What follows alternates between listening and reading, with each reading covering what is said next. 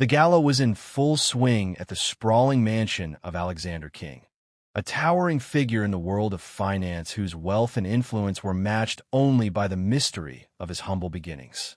Under glittering chandeliers and amidst elegant conversation, a scene unfolded that would shatter the carefully constructed veneer of high society. In a grand, ornately decorated dining hall filled with laughter and clinking crystal, Alexander's longtime girlfriend, Veronica Sinclair, a striking woman with icy eyes and a reputation for ruthless ambition, unleashed a torrent of venomous words. In front of an audience of esteemed guests, she publicly humiliated Rosa, the devoted nanny who had cared for Alexander since his childhood. Veronica's voice cut through the chatter as she sneered, "Look at her, so pathetic, still clinging to the past. You call this a nanny? She's nothing but a relic from a time when people knew their place." The room fell silent. All eyes turned toward Rosa, a gentle, dignified black woman whose weathered face told stories of love, sacrifice, and unyielding loyalty. Rosa's eyes shimmered with quiet dignity, even as humiliation and sorrow welled up within her. The shock was palpable. Guests exchanged glances, unsure whether to recoil in disgust or step forward to offer solace. In that charged moment, Alexander stood frozen, caught between the opulent world he ruled and the painful memories of childhood rescued by Rosa's care. As Veronica's harsh words echoed, an undercurrent of disbelief rippled through the crowd. No one had expected the glamorous, seemingly refined Veronica to let her prejudices spill so openly and so cruelly. In that split second, the stage was set for a confrontation that would not only expose deep-seated injustice, but force Alexander to confront the very foundations of his identity and loyalty. Central to this dramatic affair was Alexander King, a self-made millionaire whose vast fortune belied the struggles of his early years. Born in a modest neighborhood, Alexander's childhood was marked by hardships and the kindness of those who cared for him. Foremost among them was Rosa, the woman who had served as his nanny, mentor, and surrogate mother from his earliest memories. Now in his late 40s, Alexander was the epitome of success. His tailored suits, confident stride, and the quiet authority with which he commanded every room spoke of a man who had overcome every obstacle on his path to greatness. Yet behind that polished exterior, the echoes of his past, especially the care and love Rosa had given him, remained a constant, cherished presence. Rosa herself was a woman of grace and quiet resilience. In her mid-60s, her once youthful features were softened by time and hardship, yet her eyes shone with warmth and an inner strength that belied her gentle nature.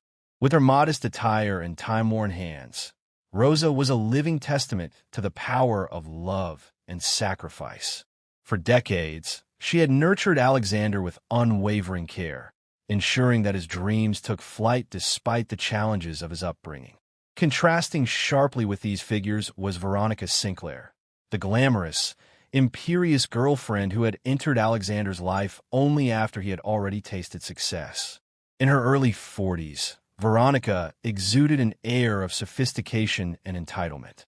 With flawless makeup, designer attire, and a piercing gaze, she was the picture of modern elegance.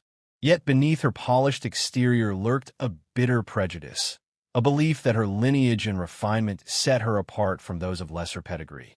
Veronica's disdain for Rosa, rooted in her narrow-minded views, was as shocking as it was unprovoked. The setting for this confrontation was Alexander's mansion, a symbol of his hard-won success. The estate boasted manicured lawns, opulent interiors, and rooms filled with priceless art. Tonight's gala was a dazzling affair, attended by luminaries from every corner of the business world. Against this backdrop of luxury, the tension between the old, heartfelt bonds of family and the shallow pretensions of high society would soon erupt. In the midst of glittering chandeliers and lavish decor, a single act of cruelty threatened to expose the hidden fractures of a world built on privilege and prejudice. Guests mingled in the marble-floored hallways and plush seating areas, unaware that the carefully orchestrated evening was about to be upended by a moment that would force them to reconsider their values. The contrast between Alexander's humble past, embodied in Rose's enduring love, and the icy arrogance of Veronica set the stage for a dramatic collision of worlds. Little did anyone know that the events of that night would not only shatter illusions, but also redefine what it meant to be truly noble. The moment Veronica's cruel words rang out, the atmosphere in the grand dining hall shifted from refined gaiety to tense silence. A murmur ran through the guests as Veronica, with a dismissive flick of her hand, continued her tirade against Rosa.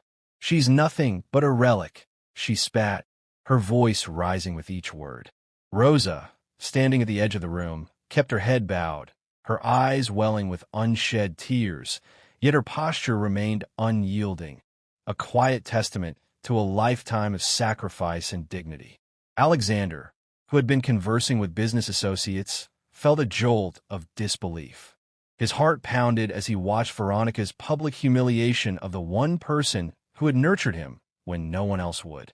His mind raced back to childhood memories, of a warm kitchen, of Rose's gentle guidance, and of love that transcended all barriers. In that moment, the opulent facade of wealth and status clashed violently with the raw truth of his past.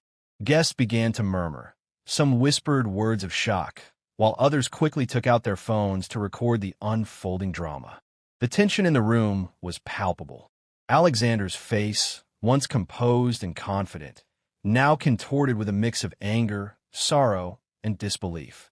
He stood up abruptly, his chair scraping against the marble floor, drawing all eyes toward him. "Enough!" he cried out, his voice trembling with emotion. "How dare you treat someone who raised me with such contempt?" The sudden outburst silenced the room. For a long moment, the air was thick with the weight of his words. Veronica's smug expression faltered, replaced by shock and a flash of panic. The guests, now riveted by the confrontation, leaned in as Alexander continued. "I will not allow my past, my family, and the love I received to be mocked by those who value only superficial wealth and status." His words cut deep, resonating with every person in the hall who had ever experienced the sting of injustice. As the confrontation escalated, tensions spilled over. Whispers turned into murmurs, and murmurs into heated discussions among the guests. Some expressed support for Alexander, recalling stories of Rose's unwavering care and sacrifice. Others, however, exchanged uneasy glances, unsure how to reconcile the glamorous image of Veronica with the cruelty she had just displayed. Veronica attempted to recover her composure, her eyes darting around for an escape from the growing hostility. "This is just business, Alexander," she hissed, trying to dismiss his heartfelt plea as an overreaction. But the damage was done. The stark contrast between her callous demeanor and Alexander's raw emotion laid bare a deep-rooted injustice, a collision of old-world loyalty and modern elitism that could not be ignored. In that charged atmosphere, the seeds of change were being sown. Alexander's impassioned defense of his childhood nanny and the memory of his past struck a chord with many present. The event, which began as a glittering display of wealth and success, was rapidly transforming into a battleground for integrity and respect. As Alexander's bold words echoed through the hall, it became clear that this was more than just a personal dispute. It was a public reckoning with prejudice itself. The conflict was now a matter of principle. A man who had built his success on the values of love, loyalty, and hard work was standing up to the shallow cruelty of someone who saw herself as superior. Every whispered conversation, every shared glance among the guests, reinforced the notion that injustice, no matter how cloaked in glamour, would eventually be exposed. The stage was set for a dramatic escalation, one that would force everyone present to choose between complicity and the courage to stand up for what was right. In the days that followed the tumultuous gala, the story of Veronica's public humiliation of Rosa and Alexander's bold reaction spread like wildfire throughout Central City. Social media exploded with videos, photos, and heartfelt testimonials from guests who had witnessed the confrontation. Hashtags such as hashtag Respect Rosa and hashtag Family First trended nationally, and news outlets picked up the story, broadcasting it as a stark reminder that true nobility lies not in wealth, but in character. Within the walls of Alexander's mansion, the atmosphere was somber and charged with a mix of pride and sadness. Alexander found himself inundated with calls and messages from friends, colleagues, and even strangers, all expressing support for his stance and outrage at Veronica's behavior. His bold declaration had become a catalyst for a larger conversation about the values of family, loyalty, and the responsibility that comes with power. For many, his outburst was a long overdue awakening, a call to remember that the past, no matter how hidden, should never be used as a tool for humiliation. Veronica, on the other hand, was left reeling. Once accustomed to wielding influence and commanding respect, she now faced an onslaught of criticism. The media, once enamored with her glamorous image, began to scrutinize her every word and action. Insider reports revealed that this was not her first instance of discriminatory behavior. An old dossier of complaints that had been buried deep in corporate archives was suddenly thrust into the spotlight. Public sentiment turned sharply against her, and the once festering rumors of her bias became undeniable evidence that could no longer be ignored. At the same time, within the corporate boardrooms and social circles of the elite, a fierce debate raged. Some longtime associates of Veronica tried to defend her, claiming that her actions were misinterpreted or taken out of context. But the overwhelming public outcry, coupled with Alexander's impassioned defense of his childhood nanny, had shifted the balance of power. Influential voices began calling for accountability and demanding that those who harbored prejudice be held responsible for their actions. "We cannot allow toxic attitudes to fester in our midst," one respected business leader stated at a public forum. "Today, we have seen that true strength comes from standing up for our past and protecting those who raised us." Within the police and regulatory bodies overseeing corporate conduct, internal investigations were swiftly launched. Committees reviewed the incident in detail, scrutinizing every piece of evidence, from the video recordings at the gala to archived complaints about Veronica's behavior. The findings were damning, confirming that her actions were part of a long-standing pattern of discrimination. The internal pressure on the corporate board mounted, and it became increasingly clear that drastic measures were necessary. As the pressure escalated, community activists organized protests outside high-profile corporate offices. Demonstrators, holding signs that read, "Respect our roots" and "Justice for the Forgotten," marched through Central City, demanding that companies uphold the values of dignity and equality. The energy was electric, a palpable, collective demand for change that could not be silenced by wealth or influence. Back at the mansion, Alexander wrestled with conflicting emotions. The memory of his humble beginnings and the love he had received from Rosa clashed with the glittering trappings of his current life. He recalled how Rosa had taught him that loyalty and love were the true measures of success. Now, as he looked back at the humiliating incident, he knew that he had a responsibility not just to himself, but to all those who had supported him along the way. His decision to publicly denounce Veronica was not merely an act of personal integrity. It was a declaration that the values of his past would shape the future.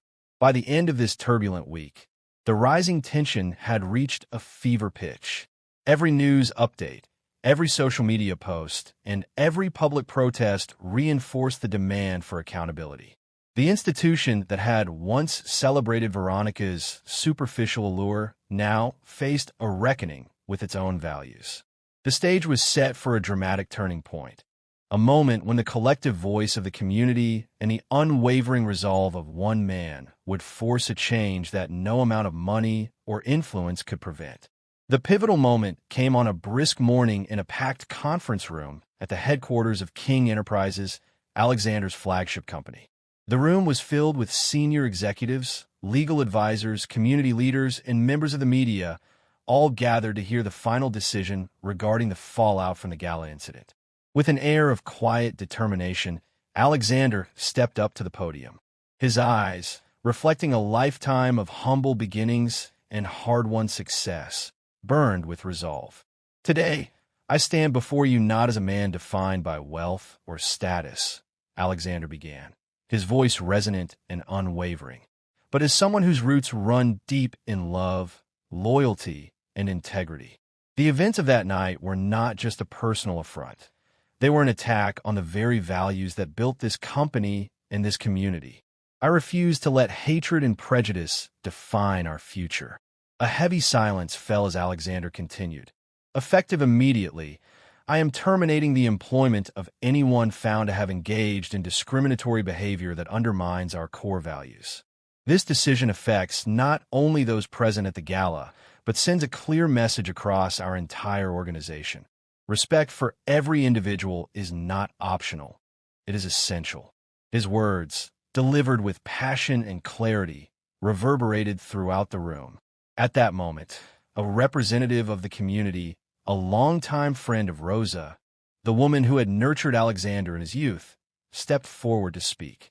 "I stand with Alexander," she declared, her voice strong and clear. "We honor the memory of those who cared for us, and we will not allow their legacy to be tarnished by bigotry." The room erupted in applause as her words echoed the deep-seated desire for justice and reform. Inspector Daniel Mitchell then presented the final dossier, a meticulously compiled collection of evidence that included video recordings, internal complaints, and eyewitness testimonies documenting the racist behavior that had been allowed to fester. Every piece of evidence underscored the truth that discriminatory actions were not isolated incidents, but part of a system that needed immediate overhaul. The Internal Affairs Panel, now unanimous in its decision, confirmed that the only path forward was one of swift accountability. The turning point was complete. Alexander's bold reaction, denouncing the behavior publicly and enforcing immediate disciplinary action, sent shockwaves through the corporate world. The revelation that the millionaire's own girlfriend had humiliated the very person who had cared for him since childhood was a stunning indictment of superficial values. The moment marked a dramatic reversal of power, a day when the truth could no longer be hidden behind the glitter of wealth and influence. As cameras flashed and reporters jotted down every word, Alexander's declaration became a rallying cry for justice. The balance of power had shifted irreversibly. The deep-rooted injustice that had once been tolerated was now exposed for all to see. In that charged moment, every person in the room felt the seismic impact of accountability, a promise that discrimination in any form would no longer be allowed to stand. In the weeks following that fateful day, Central City and King Enterprises began a slow, determined process of healing and transformation. News of the sweeping disciplinary actions, including the termination of those responsible for the racist behavior at the gala, spread rapidly through the media and social networks. Public opinion, once polarized by scandal, began to coalesce around the idea that true strength lies in integrity and respect for one's roots. Rosa, the beloved childhood nanny who had raised Alexander, emerged as a revered figure once again.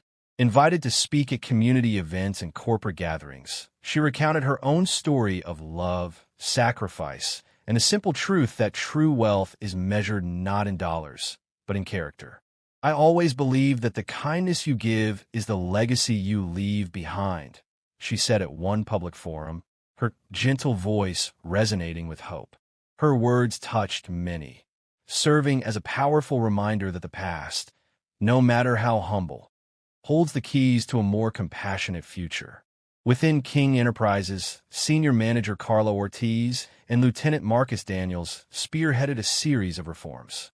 New training programs on cultural sensitivity, ethical behavior, and inclusive leadership were implemented company-wide.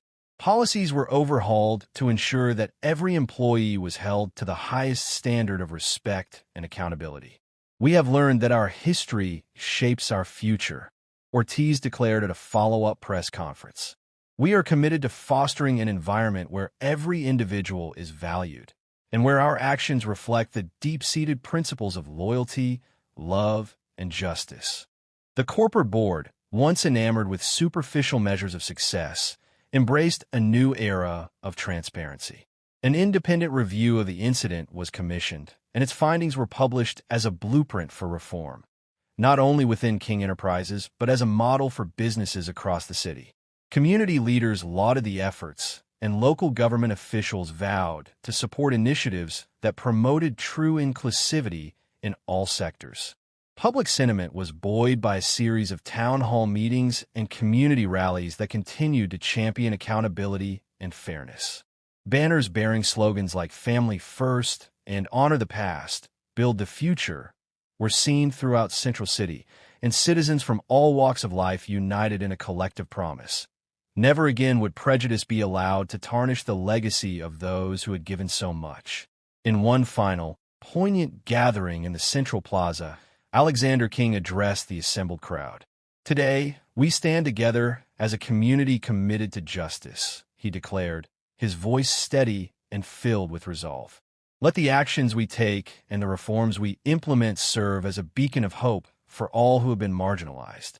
Our future is defined not by wealth, but by our willingness to honor our past and protect the dignity of every individual." His words, met with resounding applause, encapsulated the spirit of transformation that now gripped Central City. As the days turned into weeks and the city slowly resumed its rhythm, the legacy of that fateful night endured, a testament to the power of truth and the courage to stand up for what is right. King Enterprises emerged stronger and more committed to the values that had built its founder, while the community at large embraced a renewed sense of purpose and unity. The racist actions that once threatened to divide were now countered by a collective determination to foster an inclusive future. In the end, the story of that day was more than a tale of scandal and retribution. It was a powerful reminder that the bonds of love and loyalty can overcome even the deepest prejudices. Through bold action, unwavering integrity, and the strength of a community united in justice, a legacy of hope was born, a legacy that would continue to inspire future generations to fight for a world where every individual is truly respected and valued.